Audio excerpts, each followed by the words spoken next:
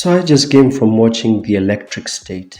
It's a new movie on Netflix released on March 14th, 2025. This is going to be a non-spoiler review of this film. The two main faces of this film are Chris Pratt, you know him from Guardians of the Galaxy, and Millie Bobby Brown. Oh boy, Millie Bobby Brown is slowly becoming one of those actresses who, whenever someone has to be called upon to do some generic Netflix film, tada, that's the actress you go to, because Millie Bobby Brown has now been in a couple of generic Netflix films, including Enola Holmes, Damsel, and now this one. And I'm sure The Electric State won't be the last movie that you see Millie Bobby Brown in. And she's so talented. Like the first time I saw her in Stranger Things, I was like, wow, she has such a promising career. Now here she is doing a bunch of generic films. Anyway, the story of The Electric State is that Millie Bobby Brown lives in a world where there's a war between AI and human beings.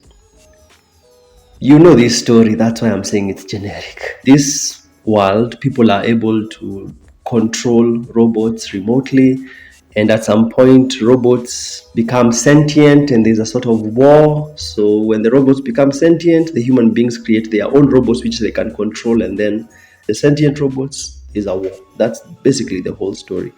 And then what happens is that during the war, Millie Bobby Brown's character has a brother that she loses. And then later on, she discovers that the brother is alive because the brother contacts her through some funny looking robot with a huge, weird smile, man. It's so weird.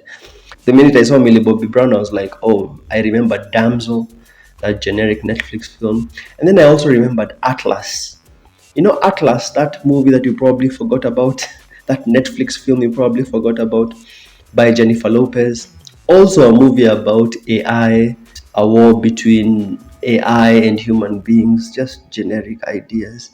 The idea is very unoriginal, but the execution is a bit new. In this movie, The Electric State, there's a way that they are trying to execute the film that seems a bit newer and I have not seen in recent times. This movie reminds me of iRobot. Have you ever watched iRobot with Will Smith?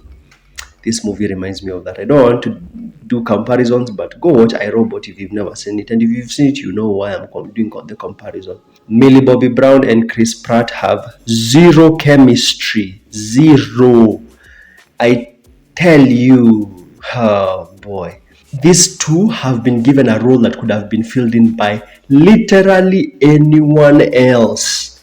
Millie Bobby Brown's character can literally be filled by any other young blonde, and Chris Pratt's role can literally be filled by anyone else. Jamie Foxx, Chris Evans, anyone, The Rock, anyone. It's two very generic roles. Speaking of Chris Pratt in generic, this movie has a lot of Marvel humor. Ooh, boy, the amount of times the movie is cracking a joke and you're not laughing. Many times. I think I only laughed like one good joke and it wasn't even that good. And they even repeated the joke twice. The story is not compelling. So Millie Bobby Brown is looking for her brother. The rest of the characters, it's just not very compelling. The rest of the characters are just not compelling. You won't feel like you're very interested in following up with what's going on with them. Too many characters as well. There are times I am like, why is this character here? Why is this? I even forgot, like, what were you doing again? They even have Gus from Breaking Bad. He's always playing the same role in every movie where he's like a villain. Oh boy, it's just a very generic movie, I'm telling you. Out of 10, I think I'd give this movie a 5. It's just generic, generic, generic.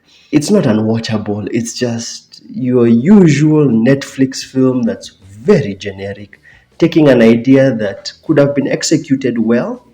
And I actually saw that it was produced and directed by Anthony and Joe Russo. What? Actually, in the movie, I think I saw Anthony Russo making a cameo, and I could not believe that they produced and directed the thing. The same dudes who made Extraction with Chris Hemsworth, and then they also made Avengers. They made this generic piece. Anyway, I give it a 5 out of 10. It's not unwatchable, it's just hyper generic. Halfway through the film, I was just bored. I didn't care that much. I was just watching for fun. Whenever someone says, it's just a fun movie, it means I didn't really care that much, but it's an okay time. I give it a 5 out of 10. If you've enjoyed this review, make sure to smash like and subscribe. If you watch The Electric State, please tell me. It's just another generic film, part of the convoy of films from the Netflix AI factory. That's the way I feel.